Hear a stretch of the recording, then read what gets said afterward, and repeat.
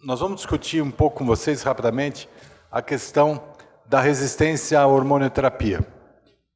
E eu vou mostrar para vocês algumas informações recentes sobre a etiologia da hormonioterapia, algumas estratégias que vêm sendo empregadas para superar a resistência à hormonioterapia.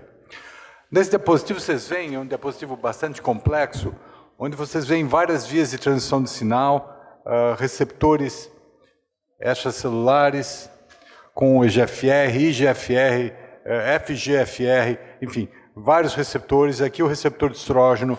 E é importante, como já foi lembrado hoje em dia, existe um intenso diálogo entre o receptor de estrógeno e essas outras vias, que vão acabar em vias de transição de sinal comum e que especialmente estão ligadas através do AKT, mTOR e assim por diante. O importante é que, frequentemente, a hormonioterapia acaba falhando, né? E aqui nesse diapositivo vocês têm várias razões pelas quais ocorrem a resistência à hormonioterapia, em particular a inibidores da aromatase. Tá? Então, os mais importantes, seja porque existe uma transdução de sinal aumentada através dos receptores transmembrana, existe problema através das vias de transdução de sinal, mutações em PI3K, redução de PTEN, alterações em AKT, várias outras alterações intracelulares, perda de RB, que vocês vão ver que é importante, mutação em P53, mas mais importante, talvez, é a perda da expressão do receptor de estrógeno e, mais recentemente, vem sendo muito descrita, mutação do gene que codifica o receptor de estrógeno, levando a um receptor de estrógeno intrinsecamente ativado, ou ainda mais recentemente, translocação do receptor de estrógeno. Isso leva, como eu mencionei, a uma ativação contínua do receptor. Aqui vocês têm representados dois fenômenos importantes. Primeiro, aqui são mutações que ocorrem no gene que codifica o receptor de estrógeno, nessa porção aqui do 534 ao 535, nessa região pequena, que fica na área que codifica a posição do receptor que se liga ao ligante, é que residem as principais mutações do receptor de estrógeno. Tá? Existe também, mais recentemente descrito, uma translocação chamada R-alfa-IAP, em que existe uma fusão de dois genes, criando um gene anômalo e, evidentemente, uma proteína anômala.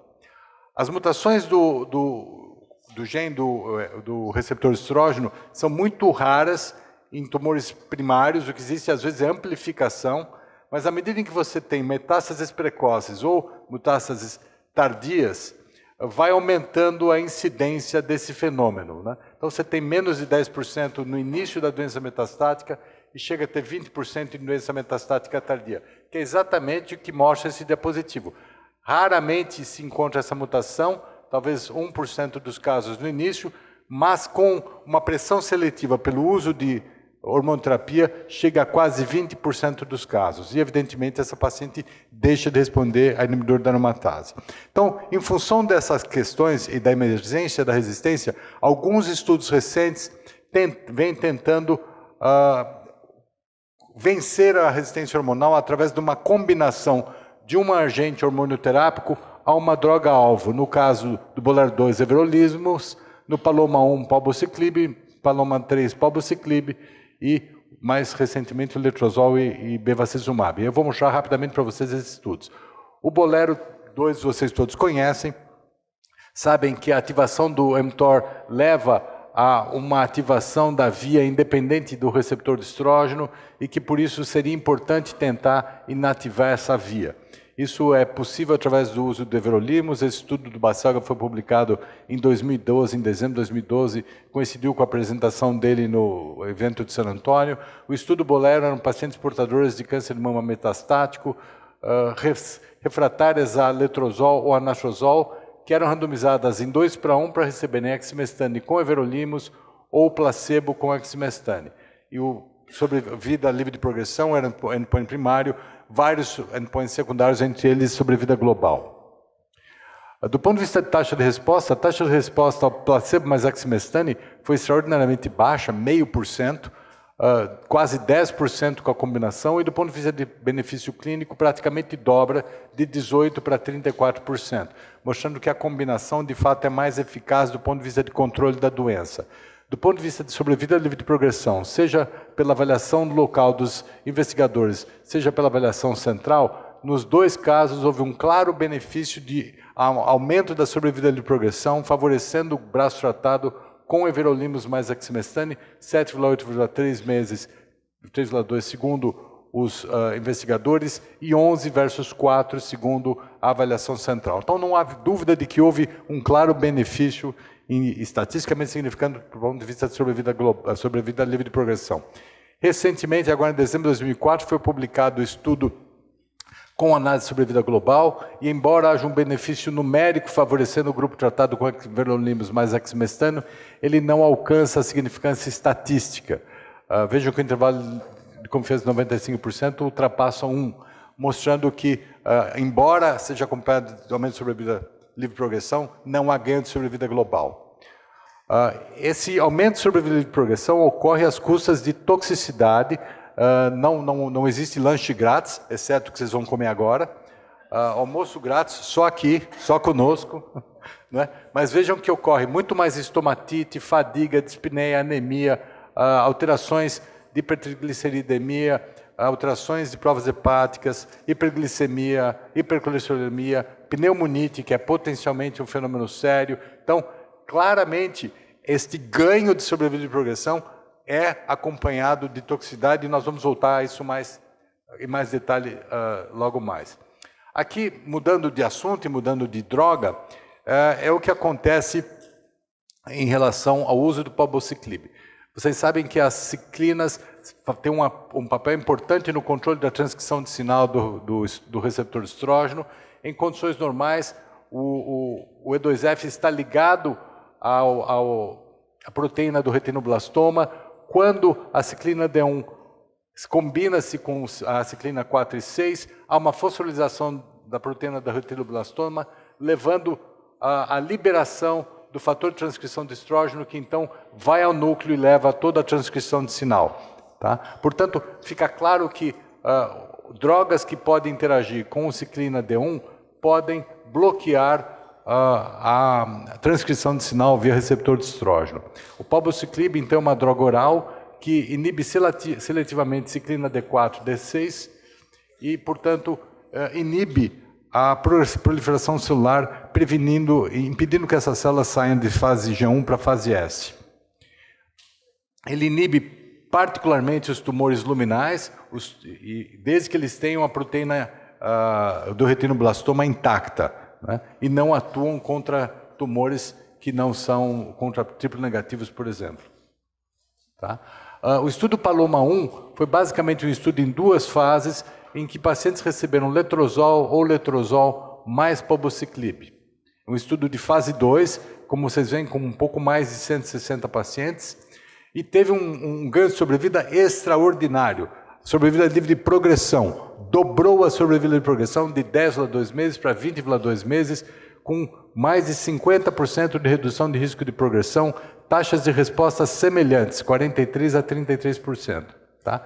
A sobrevida global foi a mesma. Então, a semelhança do que aconteceu no estudo Bolero, há um claro ganho de sobrevida de progressão sem um proporcional ganho de sobrevida global. Com base nesse resultado, o FDA aprovou, há alguns meses atrás, o palbociclib para comercialização. Entretanto, evidentemente, ela pode ser ainda, dependendo dos estudos em andamento, pode ser mantida ou não essa aprovação. Mais uma vez, isso ocorre às custas de uma maior toxicidade. Essa droga é bastante mielotóxica, leva a neutropenia grau 3 e 4 em mais de 50% dos pacientes, fadiga, diarreia, ou seja, é possível aumentar claramente a eficácia da hormonioterapia, mas isso tem custo. Tá? Esse é o estudo Paloma 2, que não tem resultados ainda disponíveis, né?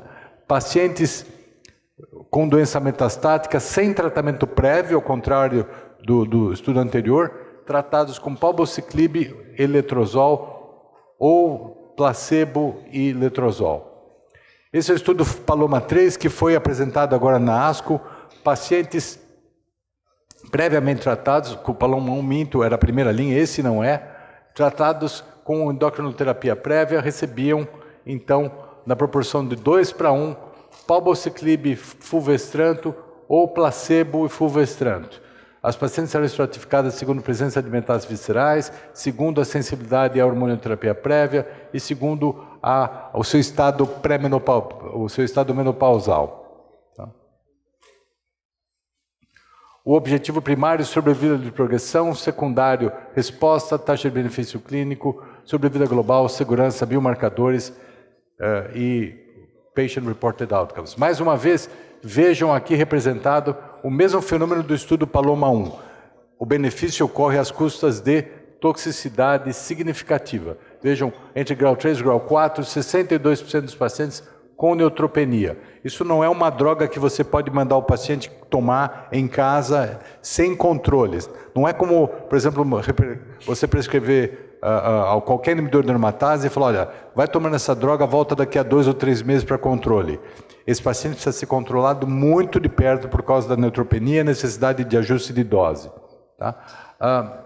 Do ponto de vista de dose e intensidade, vejam que uma boa parte dos ciclos precisaram ser interrompidos, 54% dos ciclos, por causa de eventos adversos. Portanto, reforçando o que eu disse, essa é uma paciente que precisa ser seguida extraordinariamente de perto. Ciclos atrasados, reduções de dose em 1/3 dos casos. Entretanto, a descontinuação do tratamento por evento adverso foi muito incomum, mas esse tipo de tratamento requer um manejo muito próximo. Tá? Então, o sumário do ponto de vista de eventos adversos, embora a neutropenia seja extraordinariamente comum, a neutropenia febril não é. Então, essas pacientes têm redução de neutrófilos, mas isso não se acompanha de febre na maior parte dos casos, desde que as pacientes sejam seguidas como eram seguidas no estudo e tenham redução de dose, evidentemente. Isso não será assim se você der o remédio para a mulher, mandar ela para casa e voltar 2 meses depois. Pode ter certeza que ela vai parar num pronto-socorro em sepsis. Do ponto de vista de benefício clínico, vejam que a semelhança do que aconteceu no Paloma 1, embora a taxa de benefício de resposta seja um pouquinho maior, ela não é significativamente maior. Já a taxa de benefício clínico, sim. A taxa de benefício clínico é bem maior, ela passa de aproximadamente 20% para 34%, e esse aumento é estatisticamente significante.